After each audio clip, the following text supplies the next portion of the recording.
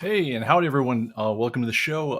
We're doing it without the intro music today. Well, that's kind of interesting. See what just happened there. Okay. Welcome to the lunacy of switchers. Hi, this is the best produced show on the internet. As you can see, this is the ComicBase live stream. Thank you for all for coming out for this one. It's been a couple weeks since our last one, and I've missed you folks. I've been down in Florida working on the new house. Wow, what is going on with the color bars? That is crazy. We're going to be investigating that one if this keeps up. Um, anyway, working on the new house, we got the new windows in. So basically, it means I dropped 20 grand, and we got the kind of windows that apparently you can throw baseball bats at, and it won't mess them up. But more importantly, you can throw Cat 5 hurricanes at them, and the house will keep going. So if I replace a couple of doors, I at this point with, I don't know, steel plates, whatever you got to do to get through hurricane season down Florida, then apparently I'll be eligible to not have to pay just god awful amounts for my wind insurance. So that's my goal over the slightly longer term. But in the meantime, I got a chance to get away, get rested, get refreshed. Caught a little bit of suntan and had a good time. So anyway, just want to say hi to everyone here while we're thinking about it. Doug, you're first in the gate here, man, and I'll hit your question as well in just a second here. Let's see, is this going to show up on my program stream? Yes, it will if I do the right thing. Excellent. Thomas, nice to see you. Andre, of course. Robbie, Oro, how is things? Minneapolis, 89. That's actually not terrible for Minneapolis. I've suffered through many a Minneapolis summer. Mike, great to see you. Greg, our mod is in the house. Agent DeCamp, great to see you, and Jerry Fox, and hope we're gonna have a good show today. So let me see what so today basically this is the mailbag show. This is going to be the catching up with everything that's been pouring in over the last 2 weeks that people have been asking questions about. If you'd like to get your own questions answered during the show, please send a note in the chat to @ComicBase TV. That helps it pop out a little bit. I will hit as many of those as I can. We've got a pretty full docket of things to get through, but we'll do as much as we can before the hour's up, and we'll take it from there. So, first of all, notes on this one. Let's see here. Oh, wait. Sorry, I imagined tab over to the wrong show notes, and that confused me utterly. All right. Now we are good. Yes, believe it or not, guys, there is prep work that happens before these things. I type myself up a long set of show notes in a big text file, and I try to read them out as best I can with my amazing podcasting skills. Yes, I identify as a podcaster. But anyway, please, number one, like and subscribe if you like the hearing about ComicBase and cool things you can do with it. It does help, especially in the early stages of things, to get the YouTube algorithm to send things out to the rest of the folks. And also, I think we caught the rest of the preliminary stuff I want to say. Okay, so a little note to myself. It's like, yes, nice to be back in town. Did I miss anything in the news?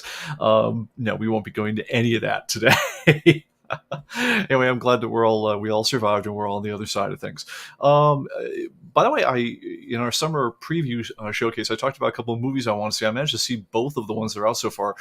Saw both Maverick, which was terrific. It was just so much fun. I can't remember. I think the last time I had that much fun in a movie theater just seeing a new movie is probably Greatest Showman, which was also another delightful surprise. Really don't have a bad thing to say about it. If you haven't seen it yet, go see it, take the kids, and just good old-fashioned fun action film.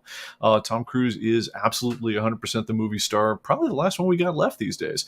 But anyway, yeah, go definitely check that one out. Also saw an absolutely bonkers movie at the Franklin Theater the other night. It's a Korean movie, or at least partially in Korean, mostly in American, starring Michelle Yeoh, I think it's James Hong, and the kid who played Short Round way back, from the Indiana Jones and the Temple of Doom, all grown up now, but a terrific movie called Everything, Everywhere, and All at Once.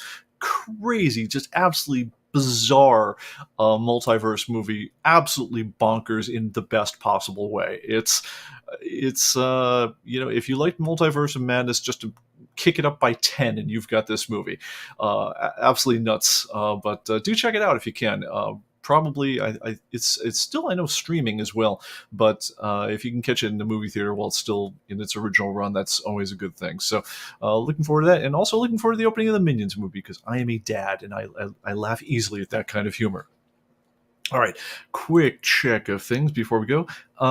Pete's show notes for a day. Yeah, make sure the color bars are ready to air. Yeah, no, that's more. Not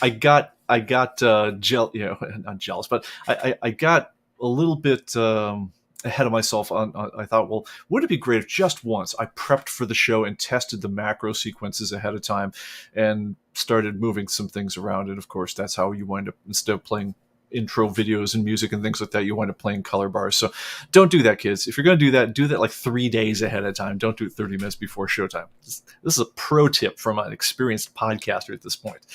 All right, let's get into it.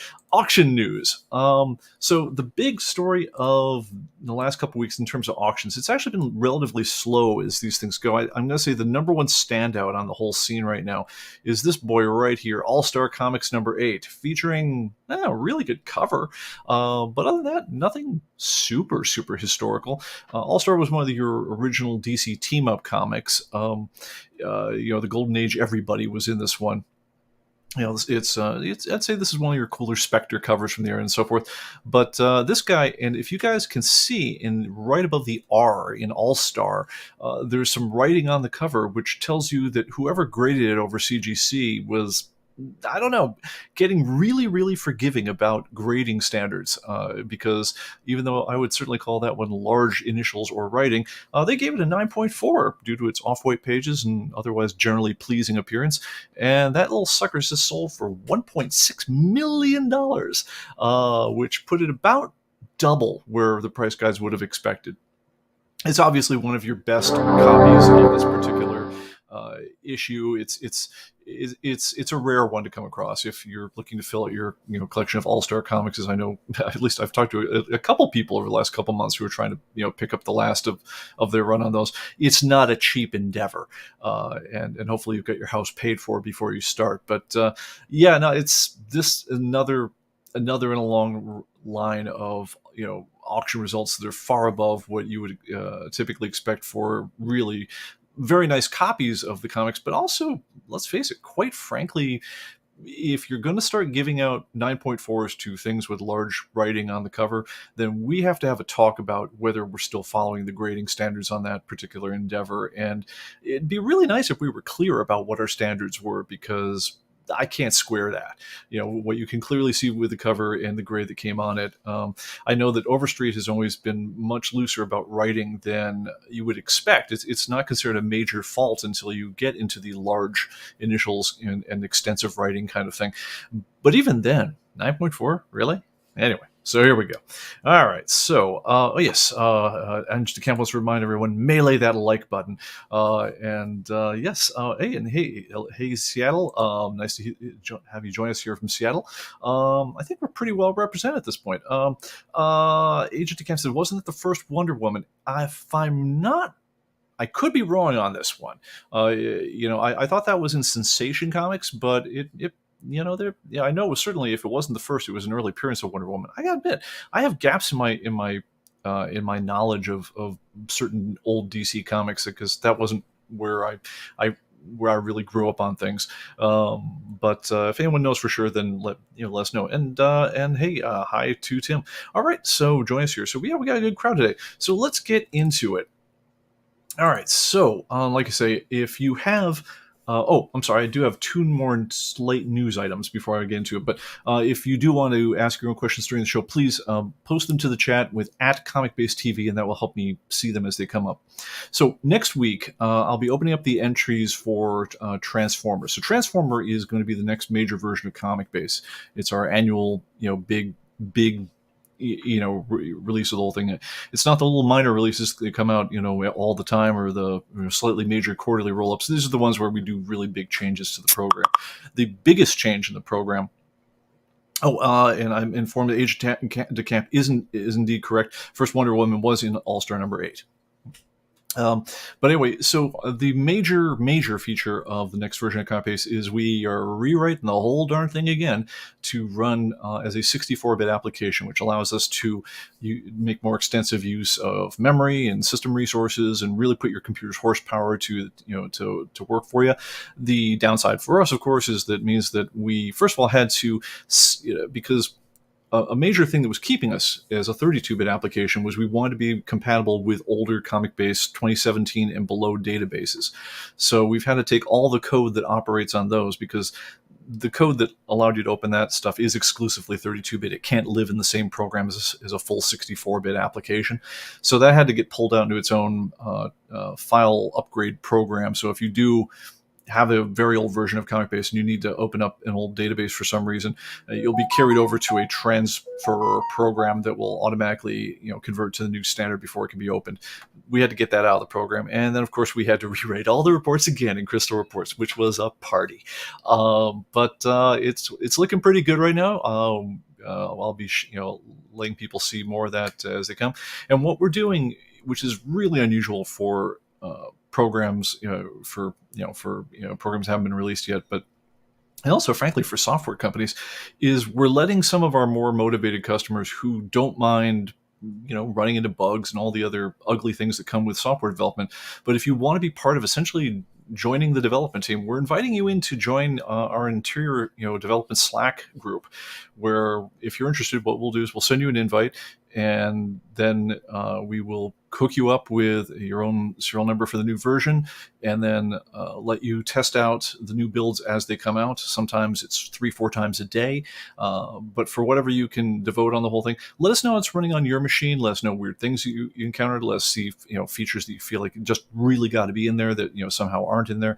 But by letting you guys see this well ahead of the release time, we found that has really made the releases very much more stable across a wide variety of platforms and things like that. Like, for instance, we had months and months of doing this before we did ComicBase 2020.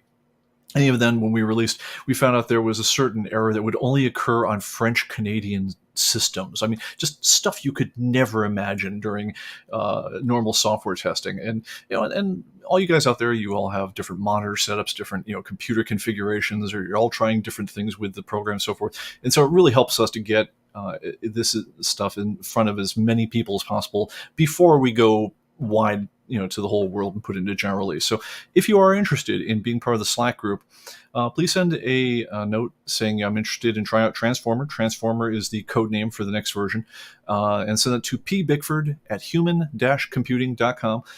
We're going to be opening up signups, for the next week or two, and we'll start adding people to the group and having that go live in the next week. So if you're interested, drop me a note and we'll get you on there. And also, if you're in Burning Man, which was the group that we had for the previous release, which became ComicBase 2022.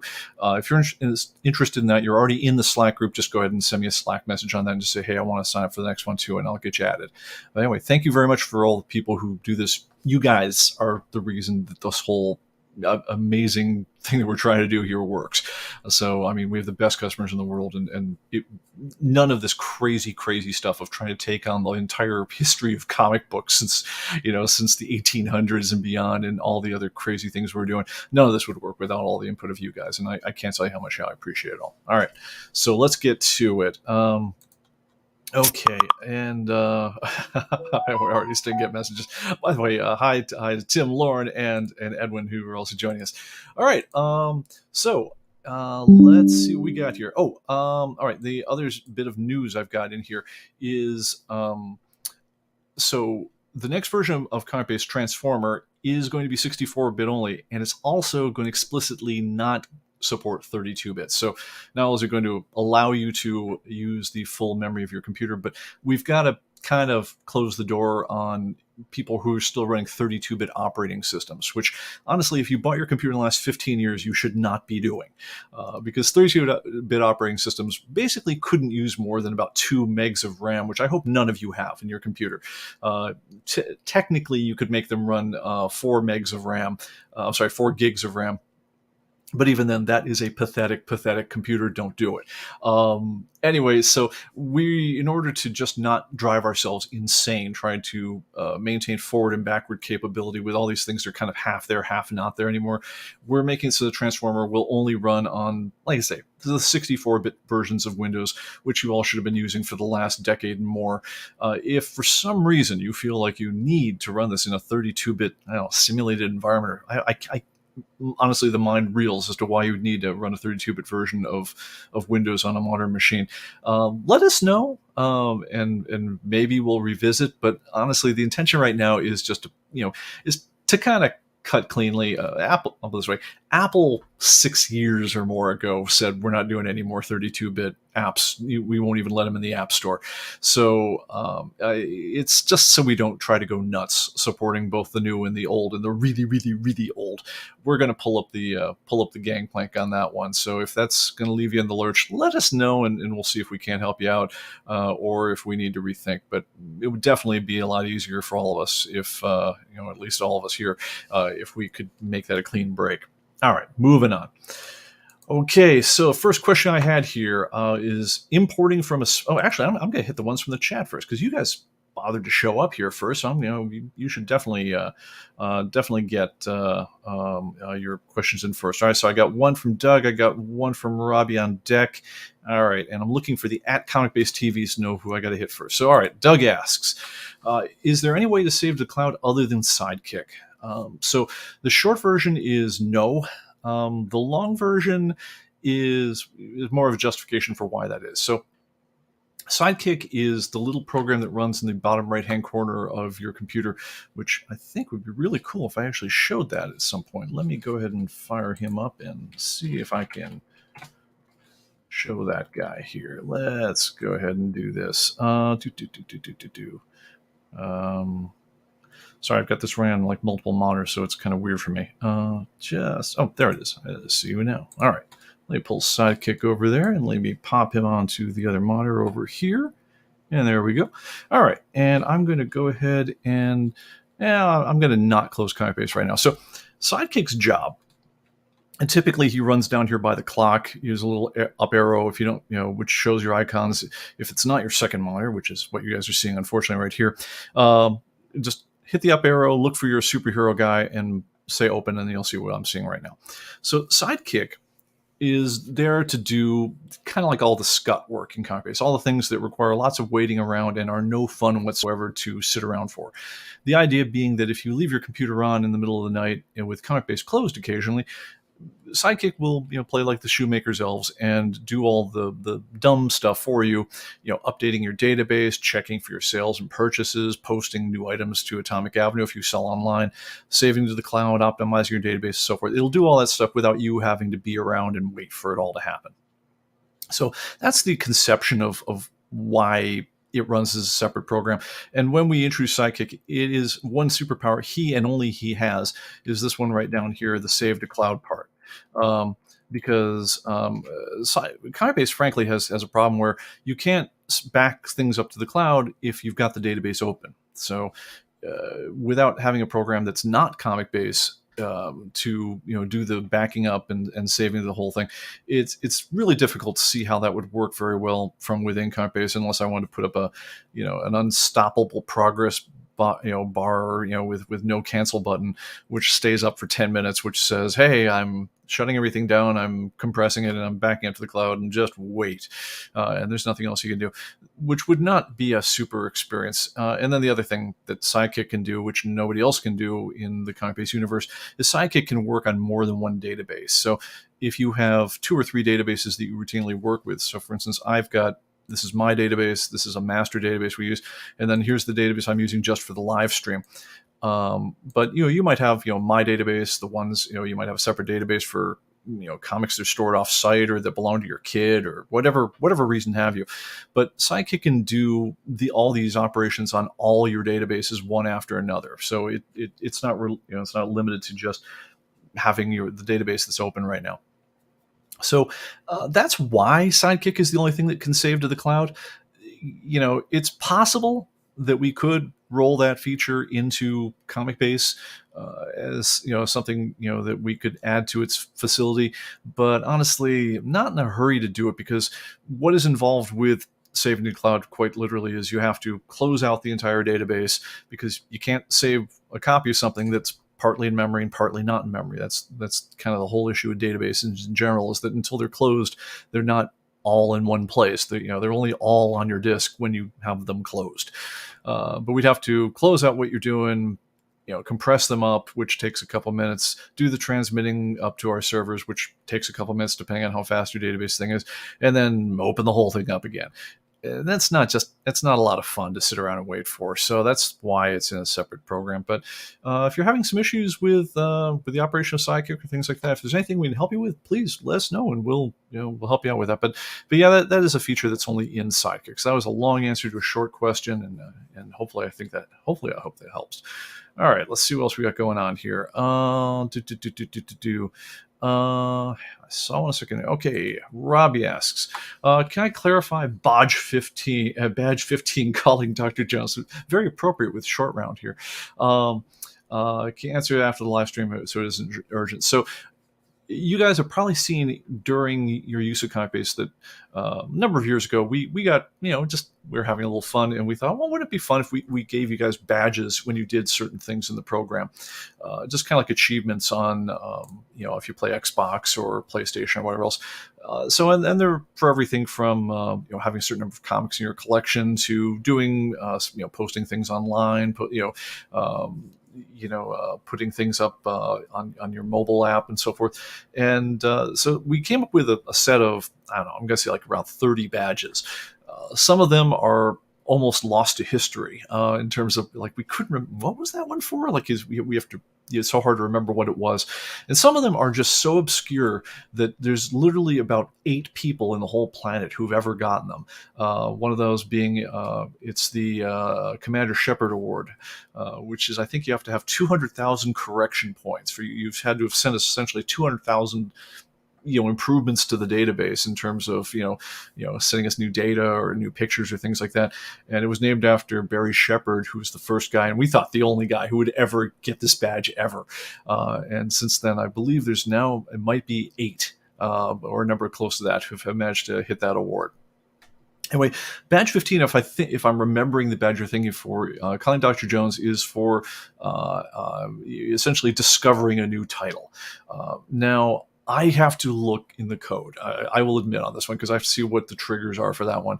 But it's either for, I know there's a badge for writing a new blurb, and that one, you have to send us the blurb by email, and then we, it's the only badge that, like, there is no trigger in the program to send that one. We literally have to do that as an email exchange.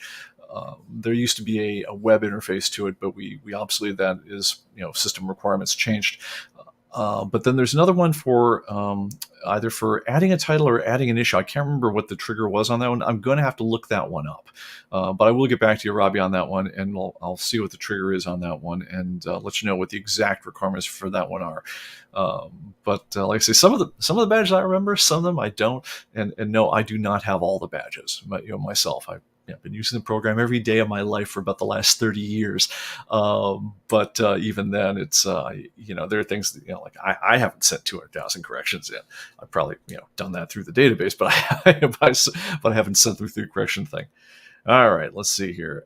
And so Steve says, yes, for submitting a new title. I believe that's it. It's possible. Yeah, like I said, I'm gonna have to check the triggers in the program, because when they're triggered by something in the program, I have to see what the actual activating thing is. And it's possible, it could even be a thing where we don't have that activating. But I'll look into it and we'll get back to you. All right. And Agent of Camp says, hate to open a can of worms again, but for the separation of newsstand and direct editions becoming more popular, is ComicBase ready to jump on board? Short answer is no. It basically comes down to, so just to introduce the area. So a number of years ago, a particular comic retailer in the Midwest decided that unlike pretty much every price guide, Overstreet, and everybody else at the time, he was going to say that the he claims to have discovered the shocking statistics, which said that the copy of Dazzler number 3 that was sold on the newsstand is so much rarer than the copy of Dazzler number 3 that was sold at your comic shop. And his idea was that by separating those two, which differ only it's the same comic, same cover, same everything, except that the one that was sold in the comic shop has a little picture of Spider-Man or something in the lower corner there, so you couldn't return it, and the other one has a barcode. So that was never exciting in the world of price guides or comic lore at all until he decided this was a thing, and then he banged on the topic many years through every available thing, and a certain number of people went along with his idea that the one was very much more valuable than the other. We looked into it. We can't find a basis for this idea in census or any other type of issue. It's so the theory, because if you look at just circulation data, the circulation data says, well, actually, and we're talking about the comics that ran between about 83 and 91, because after 91 or so, all the comics had to have barcodes or Diamond wouldn't distribute them. And 83 or so was the introduction of the direct market. So that's when you started having the news. That's when you start being able to even distinguish between the two. Now, we looked into it, and during for most of it, I'm going to say this hand is the comic shop, and this hand is the newsstand. I might have just reversed that, but I'm looking at my own monitor, and everything's reversed. So bear with me. So, direct market, newsstand. So. So, as far as we can tell by looking at the circulation on the whole things, as you might suspect, when the direct market was new, the vast majority of comic books that were printed were, had newsstand markings. They all had barcodes on them. And toward the end of it, when newsstand had more or less crumbled or started to really crumble away in a big way, so 7-Eleven, Tom Thumb, those places just kind of stopped carrying comics. They weren't justifying enough space to be worth it after a while. So people started cutting their orders back, and eventually they said, screw it, you want comic books, go to the comic store. Now, they're not massive numbers, so it isn't like by the end of it there were only 6 copies of the newsstand, one laying around. But it's like when you might start out with 110,000 in one channel and 80,000 in the other. Basically, you'd swap numbers by the end of it all. Well, so you might say this doesn't make a particularly compelling case for separating out the two and treating them as if they're completely different collectibles. Why is what's the deal? And this particular retailer, his conjecture, based on what he claims he sees in his own system, was that everyone who bought it from 7-Eleven basically destroyed the comic, threw it away, gave it to the little sister. Whatever means you have of destroying comics, that's what happened to them. And so he claims that, the ones that we all bought from the comic shops, those are cheap. Those are garbage. You want the one from the newsstand. You want the one from 7-Eleven. That's the good one. And so he would price the newsstand copies at 5 times the direct market copy. And as it turns out, he was the one guy around who happened to have separate inventory and filing records of the 2 different versions. So that's how he justified his sales. We were not huge to jump on this trend. A couple of reasons. One is it seemed artificial as hell. It didn't seem to be. We haven't seen the evidence that what he's claiming is real in terms of the scarcity of the particular comic books. But then you have the question of, let's say it is real. Well, let's say screw real. Let's just say you guys are interested. I want to differentiate the direct market versus newsstand. Then we get kind of an ugly installed base problem. Now, on one hand, there's an upside for us is that we suddenly would gain, 10, 20,000 new variants. The variant being either, pick one as the regular one, the other one becomes the variant. So one's the newsstand and the other one's the direct market, or vice versa. We could, certainly for those, we're talking about Marvel and DC, and we're talking about for a period of 8 years, give or take.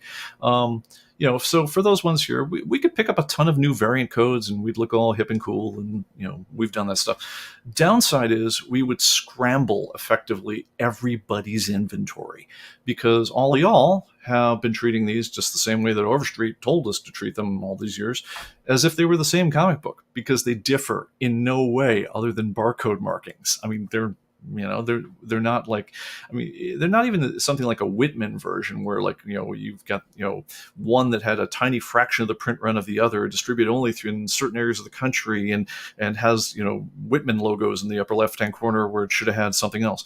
I mean, it's not even something like that. This is literally just a distribution play. And if you're going to embrace this, you then have to almost say, well, then okay, if you look at the fine print on some of the Marvel magazines and some of the other things, you can see some of them were distributed by Curtis Publications. Some of them were, distributed by whoever the other magazine company was. And if you squint at the little upper price logo thing to see the markings on that, you could even say that there's a difference there. So, I mean, where does it stop?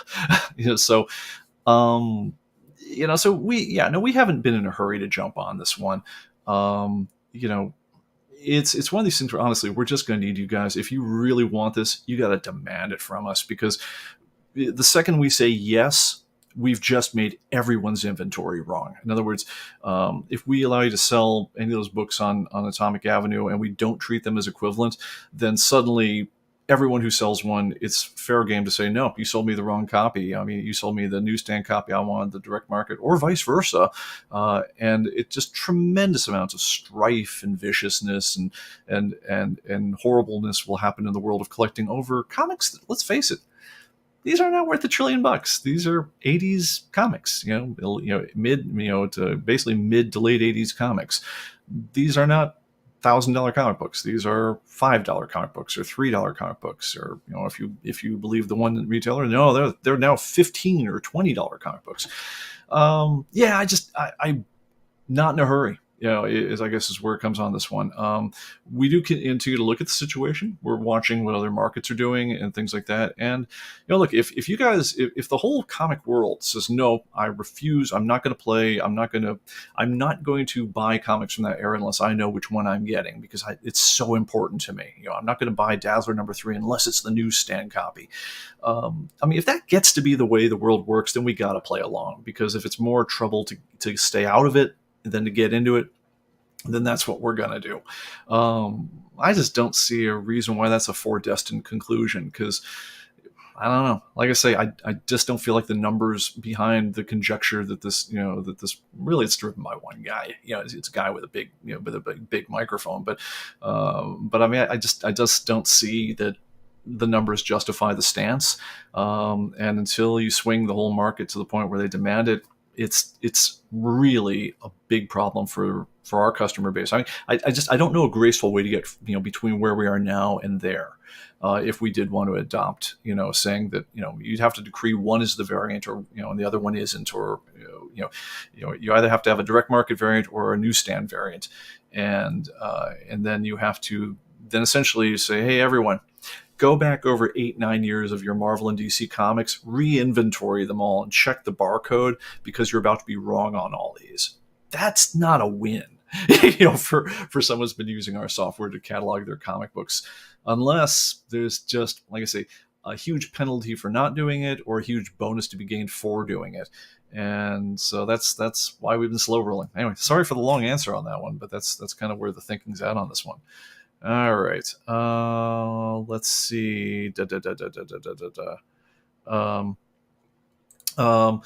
So Mike makes an alternate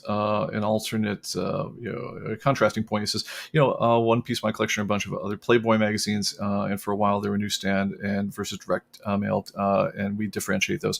Yeah, I mean, it's we didn't have the installed base problem on that. So in other words, if we think that there's a chance people are going to care, which by the time we were inventorying, Playboy magazine, that was, almost 20 years into doing ComicBase, if we think there's a chance people can care, yeah, it's no problem for us to roll out variants. I mean, again, if it's the first time you've seen it and you haven't put your collection in yet, then having two choices of where it goes as opposed to one, yeah, it doesn't hurt us.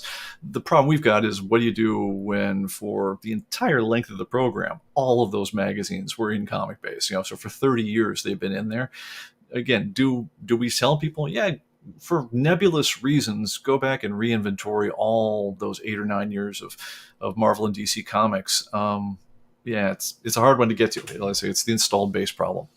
All right, let me back up, make sure I didn't lose anyone here, because this is one of those things where, like, yeah, I mean, it's all good points. and I am sympathetic to both ends of the argument. Let's see here. So I have the okay, so Brian says a different topic here. When I purchase a bunch of comics, I'll remove all the items on my wish list so I can republish the items. So I have the one box checked. Sometimes takes days to republish. I guess what you're talking about is when you do a sync up to Atomic Avenue. Possibly, I'm not aware of a current issue with that, but if you are publishing, so what happens? What Brian's talking about, at least if I'm wrong, please cue me in the chat on that one. Is there's an option when you post your books onto Atomic Avenue, or when you do a backup to the cloud, to sync your wish list. In other words, if you've marked something as wanted in ComicBase, that if you look at Atomic Avenue, it will then mark that item on Atomic Avenue as something you want as well. And if you uncheck it in ComicBase, you'll uncheck it on Atomic Avenue. That happens as part of the making a backup process or save to cloud on ComicBase. Atomic Avenue is the system that actually does the updating of the wish list. I believe it happens, right when you.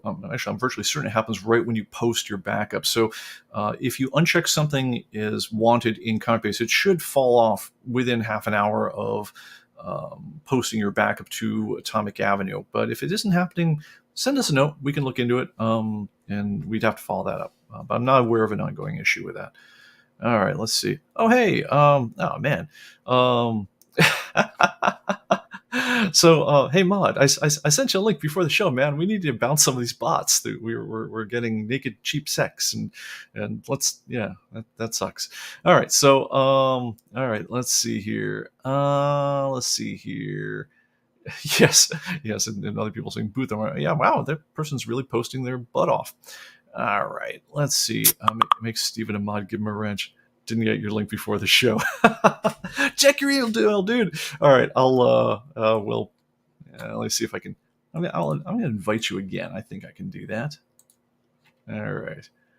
I'm going to stick this in the privates. I'll shoot you a Slack on that one. Give me just a second, ladies and gents. I appreciate y'all. All right, just sent you the invite. All right, cool. All right. All right, we'll take it from there. All right, so let's see what else we got going on here. Okay, we talked about the Playboy thing, Mark Jewelers. So yeah, and Jetsy says yes, there is a variant for the Mark Jewelers insert variants. Yeah, we did that one. Our thinking on that one is it's the same comic book. It differs in the insertion of an advertising circular, and we did it because it's a substantial amount of different material in the book, and secondly because frankly it's kind of interesting from a historical standpoint, because so you'd say one copy of Spider-Man was meant for distribution to, say, military bases, to local PXs. And because they knew these guys were get out of the military and often ask their sweetie to marry them at the end of the whole thing, a company called Mark Jewelers paid to have advertising inserts stuck in to advertise diamond rings and necklaces and things like that. And I just think that's cool. It's an interesting little thing. So these are the ones that were distributed only through the PX. So yes, we do allow you to differentiate those. There's a built-in variant on those one, which is MJ for Mark Jewelers, and so you can mark which of those editions were which, and they really do differ greatly in scarcity and like I say, also history. So it's not just like, this was distributed by Northeast Distribution as opposed to Northwest Distribution as opposed to Southeast. I mean, like, oh, good Lord, who cares? But again, if the world overwhelmingly cares, if it becomes harder to not do it than to do it, then we're going to have to bite the bullet at some point if that ever happens. But yeah, anyway, I think we've beaten that one up to death. So let's see here. Yes, and so that you might be late to the discussion, but yes, that was the discussion we were referring to. All right, so let me think here. Okay, all right. So all right, I think if you hit anything else in the chat and I missed you, please ping it again. But other than that, I'm going to go back onto things here. So what are we doing? Oh Lord, we're running out of time. So I have so much stuff to talk about. All right, with your permission, I'm going to go fast through some of the earlier mail questions. So we had a question about how to import entries from a spreadsheet. And I'm going to cover this one briefly. If you are the person who had the question, please write me back or contact me directly. I'll be happy to lead you by step on the whole thing. The case we had here is it was a gentleman who had he has comic books listed in an Excel spreadsheet. So it'd be like Action Comics number 3, God willing, number 3, number 383, one copy, near mint, paid $2 for it, number 4, or 384, so on and so forth. So he was importing from the spreadsheet. He was having difficulties. So let me show briefly what you ought to be doing. Is once you've got a spreadsheet and you want to load it into ComicBase programmatically, there's a really nice way of doing it, and all versions of ComicBase, including the free version, can do this. You just come up under here on the screen that you all can see, and let me magnify so we can actually get there. And oh Lord, sorry. 2-screen magnification is the pits. Yeah. I'll try to see what's going to actually go out to program, and it's not what I see. All right. Sorry, guys. I'm going to have to work on this one, but in the meantime, it goes like this. You say File, you say Import, and then it's going to ask you for a text file. Now, once you give it a text file, I'm just going to give it any old text file right now. I'll give it the show notes. Now here, I'll give it how to build a Shopify website. Doesn't really matter right now because I'm not going to. Well, all right. I gotta pick something that's real. All right. So, all right. I'm just going to give it the show notes. All right. So, okay. Now, typically, what you'd see. Typically, if this were real, you'd see a preview of the first record, and and it would have all the different fields, everything separated by tabs, with Action Comics and number 23 and so forth. Your goal when you do this is you say, okay, what's in my file, and now I'm going to choose what I want to import. And you say, okay, I want to move the title, the item number, the condition, the quantity, and then you'd go there. What else? Did you have your cost? Had you had some notes that you wanted to import? Whatever the minimum set of things are that were custom to you. You'd match it. You'd look left and right and make sure the data looks valid. Now, in this case, it clearly doesn't look valid because I gave it something that wasn't a real text file. But you typically ought to be seeing something that says title, Action Comics, item number 383, condition near NM, coin stock 1, cost $2, notes, signed by I don't know who was it? Signed by Joe Sinot. Anyway, and then you'd say import. It would load your stuff in. Now, if you have problems, if you have things in there, when you load the file, it's going to take a matter of just seconds to do the whole thing. Let me see if I can make this happen. Hey, holy cow! I still remember how to do stuff. So it would take typically a matter of just seconds to load the whole file in. But unless you were exceptionally lucky, there would be some things that didn't match. So, for instance, you would often have the case where your title and our title might be a little different. Now, Action Comics is pretty straightforward, but say for these, for the second series of Action Comics, did you call it, Action Comics 2014, or did you call it Action Comics, second series? Now, we of course prefer if you called it Action Comics. I guess I just threw 2014 out there as a random guess, 2011. But unless you match our titles exactly, or things like that, then you're typically going to, at the end of your import, get a list which says, "Hey, we imported some titles out, but we didn't know what some of them were. So what we decided to do is we imported them anyway, but we are going to mark them all as that you had some that were unknown publishers." So at that point, you could just say find publishers unknown, and then you'd see all which ones really probably ought to be hand matched. That's one thing that you want to do. The other thing I would suggest when you're importing, if you have any kind of trouble, is make sure that you're importing the right kind of file. So this gentleman was coming in from Excel, and what a lot of people do in Excel is they'll save it as a comma-separated file, which is terrible to import. I mean, we can do it, but it's ugly because what that's saying is in between all the fields, you're looking for the first comma, and then you're, and then so it would be Action Comics, comma, 383 would be item number, comma, NM is the near min. And it all sounds great until you realize that commas can be part of the title itself. And then Excel does some very, very funky and weird things that aren't, they're unique to Excel itself and well, frankly, Microsoft. Microsoft seems to agree with Microsoft on how they do the exporting, but no one else does. As far as when they put quotes around things, when they don't put quotes around things, it's a mess to read. If you do that kind of thing, probably I'd say save yourself a lot of hassle. First of all, make sure you save them as tab separated, because tab, is a character that isn't routinely found in the middle of your data. And even better yet, what you might want to consider doing, just to get rid of all the text translation issues that can be involved with coming from different types of text, is it might make more sense just to go to your Excel spreadsheet, select all, Control-C, copy, open up like a notepad file, Control-V, say paste, and that's going to give you a tab-separated document with no funny identifiers anywhere in it. Do a file save as text for that file, and that'll import like a dream.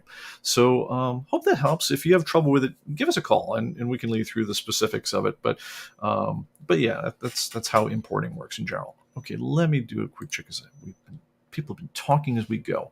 All right. Steve Dazinger is answering lots of things. Who stands copy? Okay. All right. So, all right. Yeah. And Steve also wants to point out, today when asking about the import, if you ask a question on the ComicBase forum, you can also get help with this. This is actually a great way to do that sort of thing. The ComicBase forums don't get, some people don't realize what a great resource they are, especially for kind of lengthy, weird problems. Like, I want to do a particular very strange kind of search, and there's a lot of factors. Like, I want all the comics that I've got that are more than 10 years old, that have changed in value by more than 17% this year, and which are in VF or better condition. I mean, that's a search ComicBase can do, but you might have a hard time formulating how to do it on your own. The ComicBase forums are terrific for posing that question of other users and get an answer back 24/7, because we'll answer your question, but we look at the forums basically once a day, whereas the rest of the crowd, especially some terrific users like Steve Dazinger, are very very heavy users, and so definitely worth asking there, and it certainly will help you out if you have any trouble. All right, let me see. And okay, I think we probably hit the Ed's question. I think it probably got answered about as well as it's getting answered for now, but we can follow up. Okay. All right. Next question came down, and we get this under a lot of different flavors.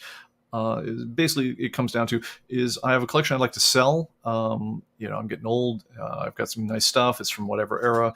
How do I get it sold? What would be your best suggestion on how to do it? And here I'm just going to give you my opinion, because I mean, I'm, in addition to being the guy who writes ComicBase, I'm also have a big old collection of comics myself. 56,003 as of this afternoon. So now, basically the short, I'll keep this as short as I can. I think if you look at, I want to say like podcast number 3, I think I did a whole show on just this topic, but I'll tell you what I would do if I were in your shoes. If I had really good books, I mean, like fantastic stuff, like I'd been collecting, I'm 70 years old, I've been collecting since I was a kid, and I kept it. At that point, I wouldn't hesitate. I would just, I would go in ComicBase, I would go under the internet menu. I'll show you this part here. I'd go under internet. I would say request collection evaluation. It then grinds your collection for a few minutes, figures out if you're the kind of guy that Heritage Auctions would be interested in dealing with, which in this case, it's just, no luck for you. But if you are the kind of guy who has all those old comic books, it's going to basically say, oh yeah, you look like a great candidate.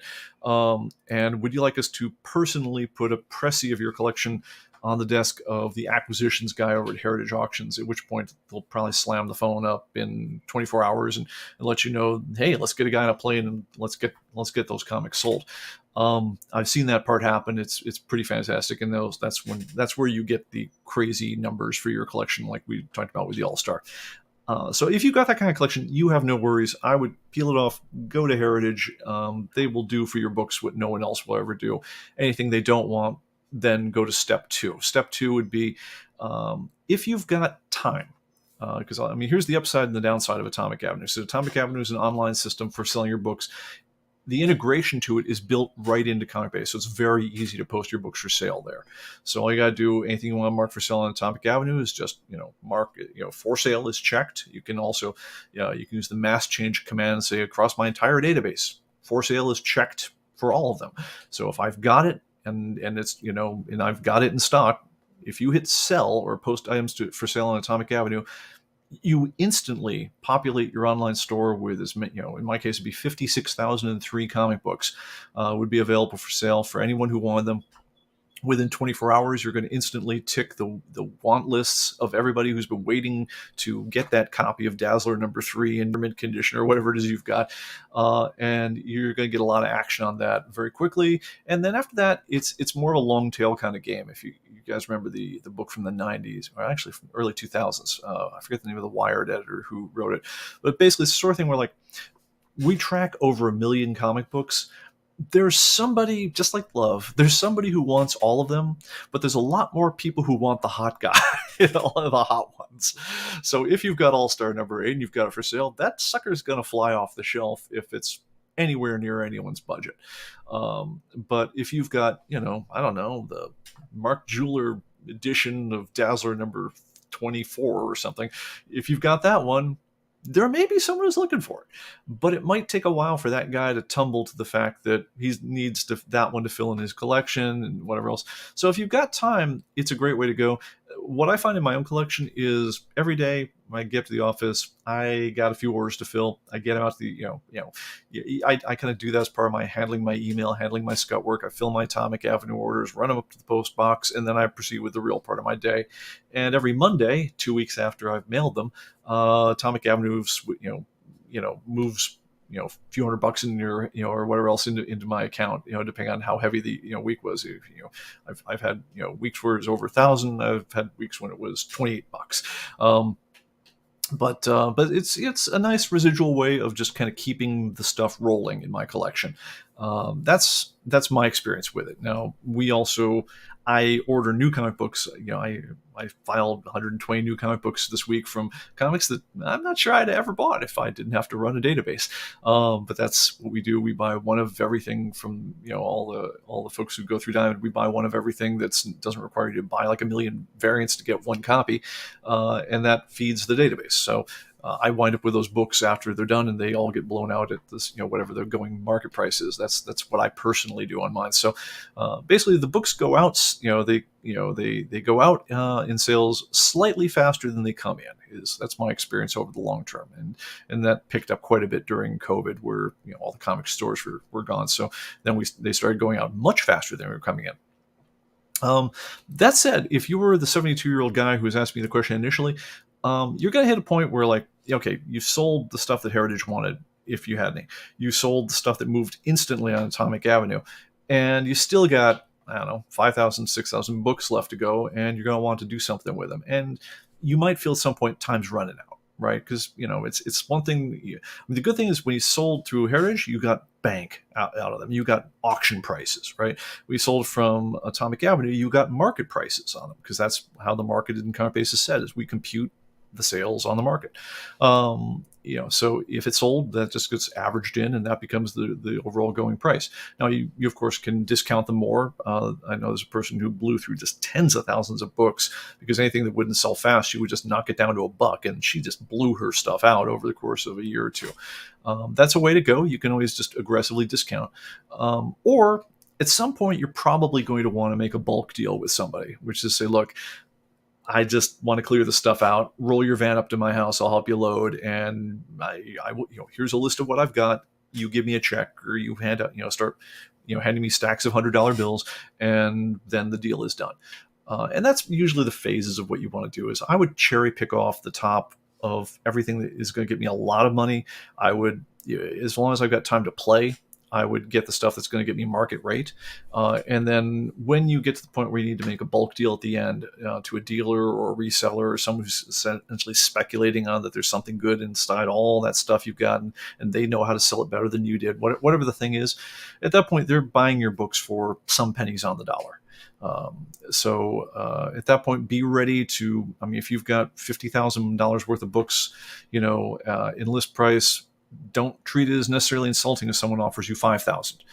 That might be a great deal depending on what you've got, and it might be a terrible deal if what you got is $50,000 worth of Bronze Age in good condition.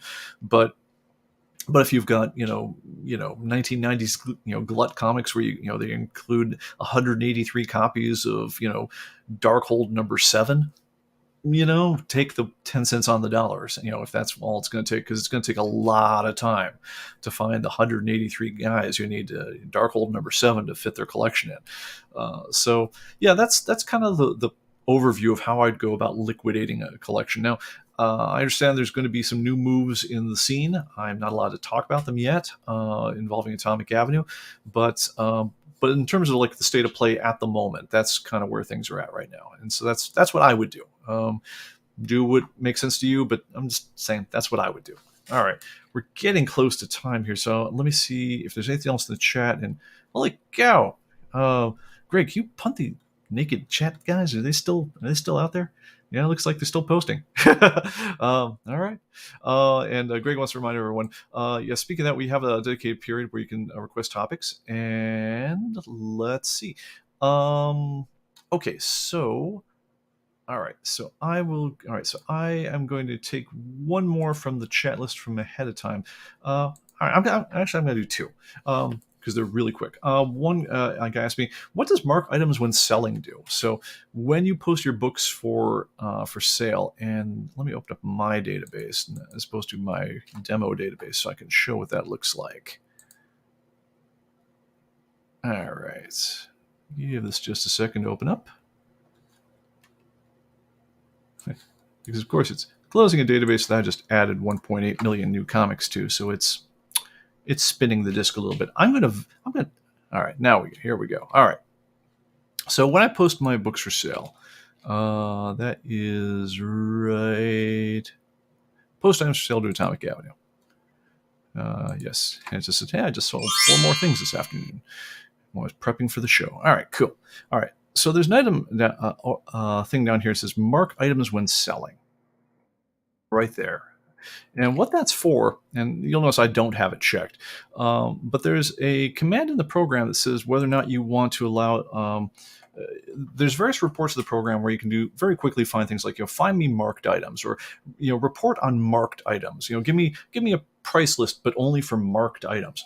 And what mark is meant to do is just a checkbox, and it's there to give you a very quick shot to let you know that something was interesting. It's to temporarily select something. So, for instance, if I want to keep a list of, hey, I just posted these things for sale, and I want to quickly generate a price list of what those were, or I want to quickly generate a find list. I'm logging my own sales somehow using some spreadsheet analysis or something. I quickly want to pull those up.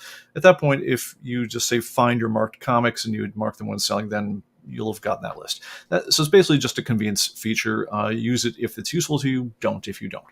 All right. And lastly, someone asked, what do the letters on the barcodes mean? So let me show an example of what we're talking about. All right, let's go over here. So what I'm going to do is I'm going to take a comic over here, and let's start with a book. All right, so I'm going to go. Actually, let's start with a comic book. All right, so Nubia, Queen of the Amazons. All right, and what I'm going to do is I'm highlighting the issue. I'm hitting F6, and I'm going to print an ID label. Except I'm not really going to print it. I'm just going to preview it so you see what I'm talking about here. All right, and come on, baby. In your own time. There we go. And of course, you're on the other screen. Okay, let's bring this across. All right, and so that shows you a preview of what this barcode would what this label would look like if I printed it out. Got the little picture of it on the side there. Oh, why aren't you on the program? You suck. So weird. All right, let me see. Try it. Nope. Yeah. Okay. Yeah. The zooming in is just not happening with the tool monitors. Anyway, but this barcode right here, it says like B486 whatever blah blah blah in near mint. What this barcode means, and how am I going to get this to show? There it is. Okay. What this barcode is, when we really get down to it, is it's a letter ABCD followed by the exact ID number of what that record in your database is. So, in other words, if I scan that barcode, it's going to take me to that exact issue of in your database. So even if you had 5 different copies of Nubia, Queen of the Amazons, they're all in different conditions, or you bought them for different prices, this would take you to that exact copy. And then the D at the end, really, it's called a terminator character. It's just there to say that's the end of the barcode. All right. So the A, B, C, and D is literally the type of media you're talking about. So A is books, B is comics, C is magazines, and D is gonna be newspapers, which are going to be separate in the new version of ComicBase. But right now you just have A, B, and C. But in the future, get ready for A, B, C, D. So that is that one. That is our 2 quick hit ones. Man, I have more questions I could answer. So we'll have to hit them another time. But I think that will do it. All right. Thank you, everyone. Thank you to our mods. Thanks to everyone who showed up. If you like this sort of thing, like I say, please hit the like and subscribe. And for that, I'm going to grab a beer, and I'll see you all next time. Take care. Bye-bye.